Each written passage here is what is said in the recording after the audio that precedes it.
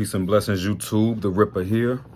It is such an honor and a pleasure to come before you all this evening or this day, depending on where you are on this beautiful earth of ours. I just want to speak on, as I spoke briefly on a recent video that I posted on sacrifice, I really want to dive deeper into that principle this evening of sacrifice and what universally, how important this principle is for our divine survival. Not just elevation and growth and success, but for our survival. Because if we don't understand or gain a deeper understanding of the principle of sacrifice, we may be doomed to destruction. And the worst destruction is self-destruction. But there is another destruction that could possibly visit us if we don't understand this principle. See, many of us, we seek pleasure, we seek gain, we have inordinate desires that we don't know why we desire these things. These are just societal norms and societal expectations, but it is like a hidden hand that is subtly guiding us or leading us to destruction.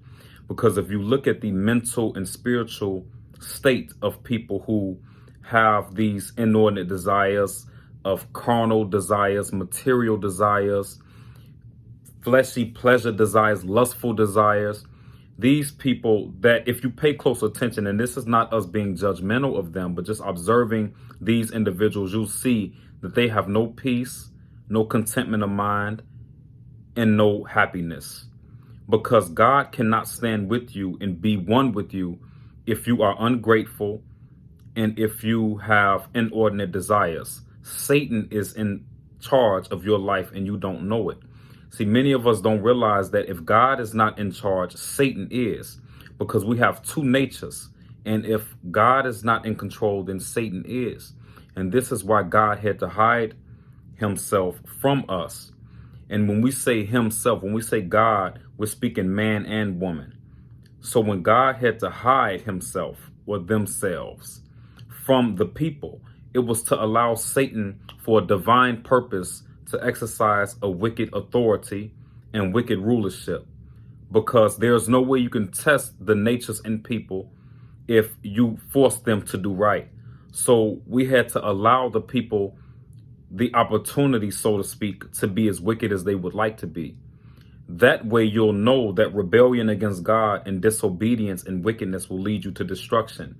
But the only way we could mature spiritually and understand that is by God allowing us to fall and then God picking us back up again. So what you're witnessing now in the world is the fall of the people because of rebellion, because of disobedience, because of wickedness, and because of these inordinate desires. Satan has been the boss. Satan has been in charge in the call of the day. And you see that the people are now falling because they have been led by Satan, not just physically, but mentally and spiritually. The ideologies, the doctrines, the philosophies, the information that we have has been passed down by Satan. Wicked people, basically, wicked vessels, people in positions of power that had the authority to lie and manipulate the masses of the people. So by sacrificing, you develop the patience to wait and see when something is truth or if something is false, or you have the ability to, by God's permission, you develop a God intuition or godly intelligence to understand and calculate when something is good for you or something is bad for you. Because when you have godly intelligence, you want to put the right foods in your body. When you have godly intelligence, you're not going to allow somebody to mislead you and misguide you just because they give you false promises. So we have to be mindful that we have a serious task in front of us. And the reason why God put this kind of job on the righteous is because, one, we will be greatly rewarded at the end of this, those of us who survive. But God had to put us through a process of survival, a process of understanding the natures in which we are created. There's a good and bad and a positive and negative in our nature. And right now, in this particular time that we're living in, this is the negative side of our nature that had been given the power, so to speak. But if you are a true person of God and a true righteous servant, then you would never allow wicked circumstances or wicked authority to make you wicked. You will stay steadfast and patient and faithful and know that your day will soon come where the righteous will prevail. And if you're familiar with history and prophecy, it has always shown the righteous to prevail. Those who survived and were faithful and courageous in their righteousness, those were the ones who God chose. Those were the faithful. They had to go through a process. So this is something that has been ever evolving throughout history. But God has to put human beings through this kind of process for evolution.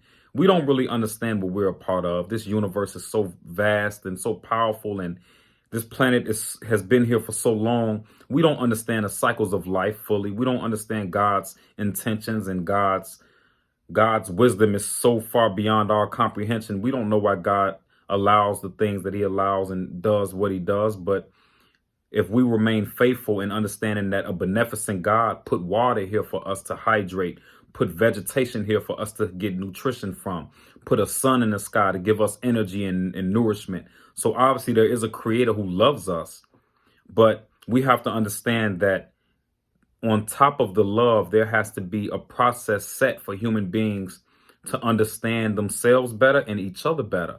So that's what this process was all about, was the nature that God created us in. He wants us to master our nature. So both extremes have to be presented. And those extremes are both good and bad. So in our life, you'll notice God will have great circumstances in your life, good circumstances where you're up, you have prosperity, you're successful. But then there will be other moments when you have misfortunes and experience tremendous loss and degradation and deprivation. You'll notice that. But God wants to see how you will handle the misfortunes. But he also has to test us to see how many of us are grateful, how many of us appreciate the simple things. Because remember, Satan created a world of superficialism and artificialism. Yeah, we value what we see. We enjoy looking at the beautiful buildings and infrastructure of the beautiful cities and the beautiful cars and the beautiful jewelry and what God has put here from creation for us to have and to flourish with. But to worship it, to bow down to it, to allow it to make you less than a human being and compromise, now you're failing the test. So we have to find a better balance by sacrificing. We have to find a better balance in this universe where we don't allow these satanic doctrines and philosophies to take us off path. Just because something feel good, just because something tastes good, or you think it's good for you, doesn't mean it's good, or think it's good to you, doesn't mean it's good for you. So those things of tasting good and feeling good and looking good does not mean that it will have a positive outcome for you if you engage in that. So we have to, and the more we connect to God and true source, we'll start to see what's good for us and what's not. You'll start to see Satan's tactics. But if you don't see it, then you're not conscious, you're unaware. Then I mean, you have to connect deeper. You have to check out your connection in this universe. You need to see where you fall in place in this universe and see you need to get your power up, your intelligence up, your energy up, where you can no longer be fooled or manipulated by wicked people in authority or wicked people who just want to take advantage of us. So that means that we have to be willing to make sacrifices of pleasure and low desires for God to use us as vessels to purify us. Sacrifice purifies as well. So once I sacrifice pleasures and my desires that I may want, I still may want them, but I'm willing to, you have to be willing to sacrifice. By me being willing to sacrifice, then that purifies my heart, that purifies my mind, that cleans my spirit. Now it's going to be more difficult for me to get me to deviate or compromise because I'm willing to sacrifice it. I'm not so overly concerned with just being, having validation or attention or being loved by the world of wickedness. Like, no, the righteous want to be loved, but we want to be loved by God. We don't care to be loved by the wicked world because wickedness is wickedness. Why would I want to be approved by wickedness? Wickedness has no substance. Wickedness has no foundation. It has no longevity. And if you look at the condition of the people, the reason why the people are in this condition is because they have subjected themselves to wickedness. That is why you have mental illness. That is why you have disease. That is why you have sickness on every level. That is why you have so much degradation and depression and misery, is because the people are not living righteous. And we really complicated. It's a simple thing. If we just grew up, spiritually, if we matured and grew up spiritually, then we would understand that this is such a simple thing that God, it's not easy. It's going to be difficult to master, but it's a simple idea. Just living righteous and manifesting your greater self, like that is not difficult. But we get distracted with temptations and pleasing the world. You have to stop looking to please the world and look only to please your creator, because your creator is the one who gave you life, and the creator is the one who can actually give you and show you and guide you how to live your life properly, because there is a way to live life, and there's a law of life and a law of death. And many of us, unfortunately, are connected to the law of death. We're not connected to the law of life. Because one, we've been lied to and tricked and miseducated and, okey-doked.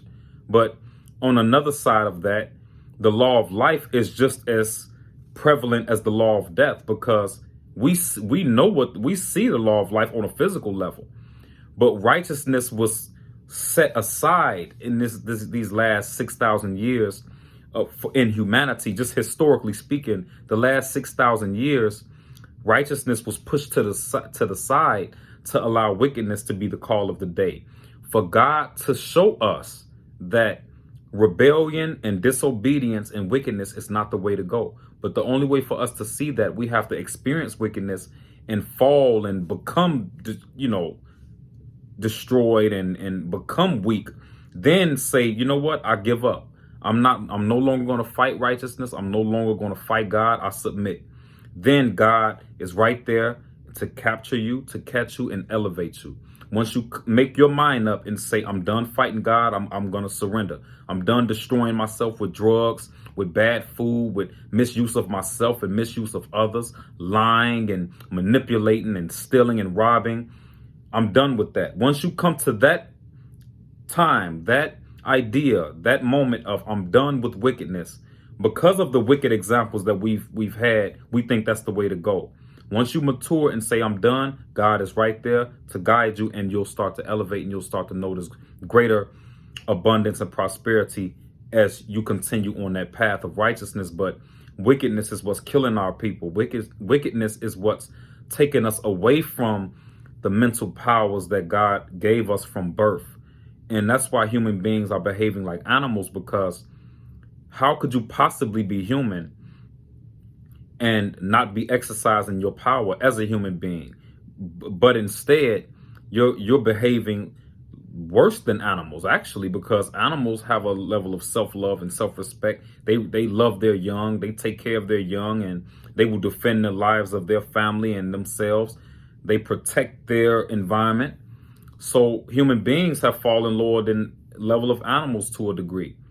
But our potential is to be the greatest in this universe. We have the capacity to go beyond where we are. But again, wickedness is what lowered us to the level of an animal or lower.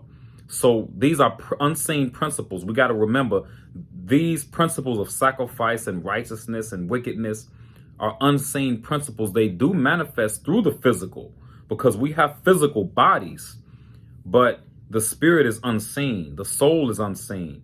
So that is what we have to pay attention to. The real power is unseen power, not what you see. The real power is unseen. And that is what God is showing us, and what God wants us to mature and evolve and elevate towards. Not being manipulated and driven toward these sick desires that's taking us off one by one. And you can see it in the society now. So the intelligent, righteous servants say, we're going to be uplifting. We're going to continue to go out here and spread the knowledge, because we know the time we're living in. We're going to go after the people, and all we can do is spread the message. We can't make the people change or change their mind, but we can inspire them and motivate them to show them that the righteous is these examples, these individuals who are examples of righteousness. That's the way to go. And we will be the vessels that God choose, and we will be the next controllers. We will replace the wicked authority. We will replace the wicked rulers. So we have a great future and a great reward. But if you want to continue to deviate and live wicked and manipulate and lie and cheat, and you don't think you're being held accountable for that, because again, remember, God is not a spook. God is a part of our nature. God operates through our conscious and subconscious. So if you lie, if you put out or sow bad seeds, that's what that law of karma actually is. But it's not a spooky law. It's that God is a part of you. And when you put that out, it's going to come back, because God has ordained that law for you to see that you have to be mindful of what you're doing to others and to yourself. So if you don't want to continue to experience misfortunes and loss, then it's time to clean your life up. It's time to get rid of the drugs. It's time to get rid of the bad food. It's time to get rid of laziness and triflingness and ungodliness. It's time to get rid of that, because if you don't, then you'll continue to fall and ultimately be destroyed and removed from the universe. So this is a very serious time we're living in. It's a very dark and dreadful time. It's a great and dreadful time, but it is a beautiful time at the same time, because the righteous will prevail. But if you want to continue to live wicked, then it's a dreadful day for us, So we have to be mindful of this and continue to be uplifting, even though we're going through trials and tribulations or situations that we may not be enjoying. We have to go through it with a positive attitude, because God is watching our behavior as we're going through trials. And he wants to know how you handle trials. That's what will determine your reward and what God has in store for us. So let's continue to get closer to God. Let's continue to submit to righteousness and self in a way where you love yourself and respect yourself and won't allow yourself to fall by the wayside and be disrespected and mistreated.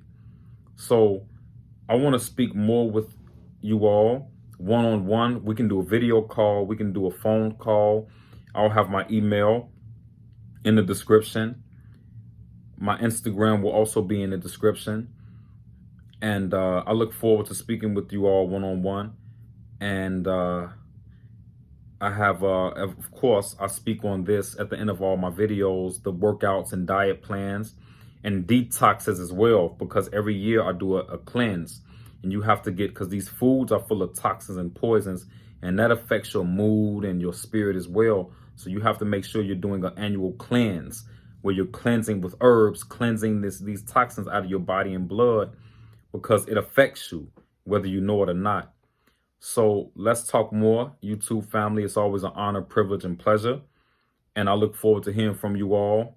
God bless you. Stay strong and uplifted. Peace and blessings.